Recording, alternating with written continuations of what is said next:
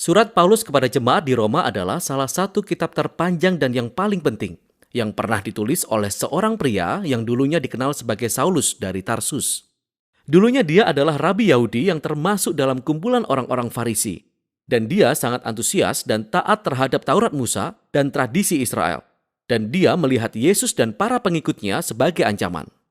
Tapi kemudian dia mengalami perjumpaan yang radikal dengan Yesus yang telah bangkit, yang menugaskan dia sebagai seorang rasul, seperti utusan resmi kepada dunia orang-orang non-Yahudi yang disebut bangsa-bangsa lain di Alkitab. Jadi kita sekarang mulai menggunakan nama Romawinya, Paulus. Dia mengadakan perjalanan di seluruh kerajaan Roma pada masa itu untuk memberitakan tentang Raja Yesus yang telah bangkit.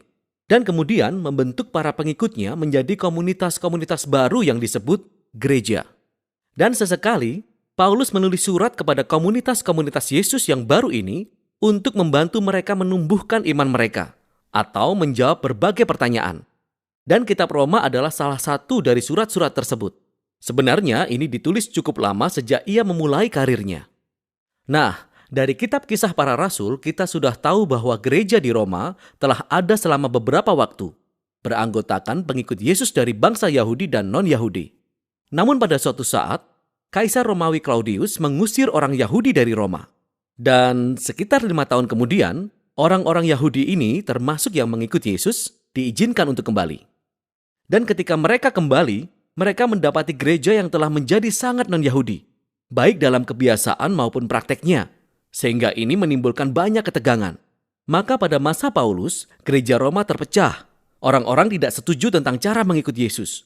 Mereka memperdebatkan tentang apakah orang Kristen non-Yahudi harus merayakan Sabat atau makan makanan halal atau disunat. Jadi Paulus menulis surat ini untuk mencapai beberapa hal. Dia ingin gereja yang terpecah ini dipersatukan kembali. Dan tujuan praktisnya adalah dia berharap agar gereja di Roma dapat menjadi landasan bagi misinya untuk melangkah lebih jauh ke barat sampai ke Spanyol. Dan keadaan inilah yang memotivasi Paulus untuk menuliskan penjelasan lengkapnya tentang Injil dan kabar baik yang ia beritakan mengenai kehidupan, kematian, dan kebangkitan Yesus. Surat ini dirancang menjadi 4 bagian utama, namun menyatu menjadi sebuah penjabaran Injil yang mengalir panjang. Injil menurut Paulus pertama-tama mengungkapkan kebenaran Allah yang kemudian juga menciptakan manusia baru yang menggenapi janji Allah kepada Israel. Dan Injil inilah yang akan menyatukan gereja. Dalam video ini, kita hanya akan mengeksplorasi gagasan-gagasan di pasal 1-4.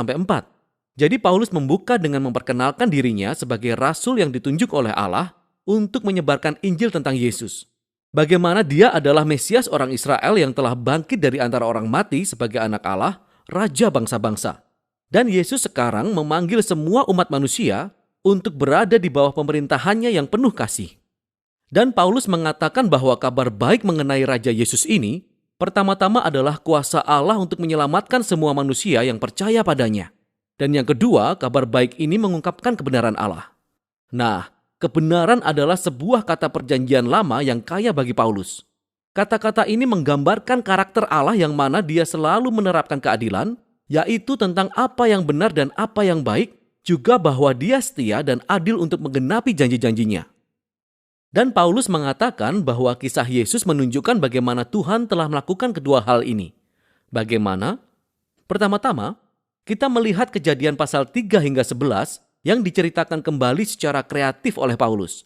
Dia menunjukkan bagaimana seluruh dunia non-Yahudi, semua bangsa, telah terjebak dalam pusaran dosa dan keegoisan. Hati dan pikiran manusia telah rusak, kata Paulus. Kita telah berbalik dari Tuhan untuk menyembah berhala, yang artinya berusaha menemukan makna tertinggi dalam hal-hal yang diciptakan dan kemudian memberikan kesetiaan tertinggi kepada hal-hal yang bukan Tuhan. Hal ini menyebabkan penyimpangan kemanusiaan kita dan perilaku yang merusak. Sehingga yang tertinggal adalah manusia yang dinyatakan bersalah, yang dituntut di hadapan Tuhan yang adil dan benar. Yang mengenai hal ini orang Israel mungkin berkata, "Ya, ini adalah hal yang baik bahwa Allah memilih umat kami dari antara bangsa-bangsa. Dia menyelamatkan kami dari perbudakan Mesir, memberikan kami hukum Taurat seperti hari Sabat dan makanan halal dan sunat. Dan ini semua menunjukkan bagaimana kami harus hidup sebagai umat Allah yang kudus." Tapi Paulus berkata, tidak secepat itu. Dia mengingatkan alur cerita Taurat dan kisah perjanjian lama lainnya yang menunjukkan bahwa Israel hanyalah orang berdosa dan penyembah berhala dan rusak secara moral sama seperti manusia lainnya. Orang Israel sebenarnya lebih bersalah dari orang non-Yahudi, kata Paulus, karena mereka punya hukum Taurat. Seharusnya mereka lebih tahu. Dan Paulus menyimpulkan, semua umat manusia non-Yahudi, orang Israel, terjebak tanpa harapan dan bersalah di hadapan Tuhan. Tetapi ini bukanlah akhirnya. Kabar baik tentang Yesus adalah tanggapan Tuhan. Daripada menyimpan kesalahan manusia, Yesus datang sebagai Mesias orang Israel untuk mati menggantikan semua orang sebagai korban atas dosa-dosa. Sebagai pengganti kita, Yesus menanggung semua ganjaran yang setimpal dari penderitaan, dosa, dan kematian yang telah kita sebabkan di dunia ini. Dan dia mengalahkan semuanya dengan kebangkitannya atas maut. Hidup kebangkitannya yang baru inilah yang kini ia sediakan bagi yang lain.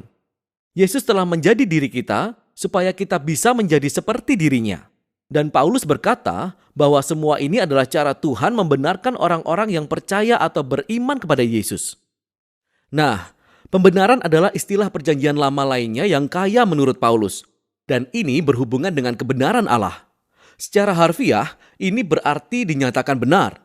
Oleh karena apa yang dilakukan Yesus sebagai ganti kita, maka kita diberi status yang baru di hadapan Allah. Sebagai ganti atas kesalahan kita, Allah menyatakan orang tersebut ada dalam hubungan yang benar dengannya dan diampuni. Pembenaran menghasilkan sebuah keluarga baru. Orang-orang yang percaya kepada Yesus diberikan tempat di antara umat perjanjian Allah. Pembenaran juga menghasilkan masa depan yang baru yang memulai perjalanan hidup yang diubahkan oleh kemurahan Allah. Jadi, semua hal mengenai pembenaran ini adalah karunia Tuhan bagi mereka yang melalui imannya ada di dalam Kristus. Dan ini membawa Paulus ke pasal 4 untuk menggali implikasi-implikasi besar yang dimiliki semua hal ini bagi orang-orang yang dapat menjadi bagian keluarga perjanjian Allah. Dia kembali ke kisah Abraham di Kejadian pasal 15. Sebelum hukum Taurat diberikan kepada orang Israel, Abraham telah dibenarkan atau dinyatakan benar di hadapan Tuhan. Bagaimana caranya? Allah berjanji bahwa Abraham akan menjadi bapa dari keluarga multi etnis yang besar yang akan menerima berkat Allah. Tapi dia dan istrinya Sarah sudah sangat tua dan mereka tidak pernah dapat memiliki anak. Tetapi Abraham memiliki keyakinan dan kepercayaan radikal terhadap janji Allah. Maka Tuhan menyatakan dia sebagai orang benar. Dan Paulus berkata bahwa sekarang Abraham telah menjadi bapa dari keluarga perjanjian Allah yang baru dan ini menyebar sampai ke seluruh dunia. Keluarga ini terdiri dari orang Yahudi dan non-Yahudi yang memiliki iman dan percaya yang sama terhadap dia, yang menggenapi janji Tuhan kepada Abraham, Yesus Sang Mesias.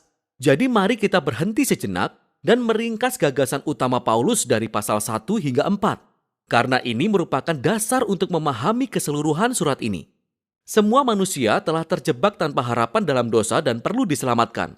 Akan tetapi, penyelamatan ini tidak akan terjadi dengan orang-orang mencoba menaati hukum Taurat. Melainkan karakter Allah yang benar telah menggerakkan dia untuk menyelamatkan dunia ini melalui kematian dan kebangkitan Yesus. Sehingga dia dapat menciptakan keluarga Abraham yang multi etnis ini berdasarkan iman menjadi umat perjanjian baru kepunyaannya. Setelah ini Paulus akan melanjutkan dengan menunjukkan bagaimana keluarga baru ini menjadi bagian dari sesuatu yang jauh lebih besar, yang membawa mereka kepada cara hidup bersama yang sama sekali baru. Tapi semuanya akan berakar dari gagasan-gagasan utama ini yang dijabarkan di dalam pasal 1 hingga pasal 4 dari surat Paulus kepada jemaat di Roma.